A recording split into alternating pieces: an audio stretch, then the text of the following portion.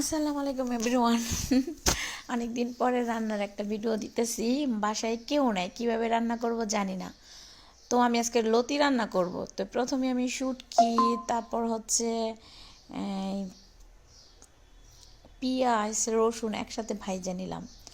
তারপর ভাবতেছি কী দেওয়া যায়, তারপর একটু লবণ দিয়ে দিলাম, কারণ পেঁয়াজগুলো ওনা হয়ে যাবে বা ভাজা হয়ে যাবে তাড়াতাড়ি করে। তারপর একটু আদা রসুন দিয়ে দিলাম, তারপরে একটু লাড়লাম চাললাম, একটু পানি দিলাম হালকা কইরা, কারণ আমি আমার মতন করে রান্না করব। আমি কারোটা দেখে না, কারোটা শিখে না, কিন্তু রান্না তো হবে, দেখব কেমন হয় খাবারটা বা কালারটা কেমন হয়। তো আমি লাড়াচাড়া দেওয়ার পরে আমি একটু মরিচ ফাঁকি দিলাম, আগে একটু পানি নিয়ে নিলাম, তারপর মরিচ ফাঁকি দিলাম। এগুলো হজ দিতেছি, কারণ আমি সব তরকারির ভিতরে একটু হজ দিই। হজ ফাঁকি দেওয়াটা আমার অনেক ভালো লাগে, আঠা আঠা হয় তরকারিটা। তারপরে মরিচের গুঁড়া দিলাম, হলুদের গুঁড়া দিলাম, তারপর একটু লাড়াচাড়া দিলাম, তারপর লতিগুলা দিয়ে দিলাম।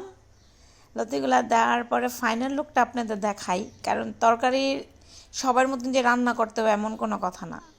নিজের আইটেম করে রান্না করলে তরকারি অনেক সুন্দর হয়। এই যে দেখেন আমার ফাইনাল লুক। টাটা।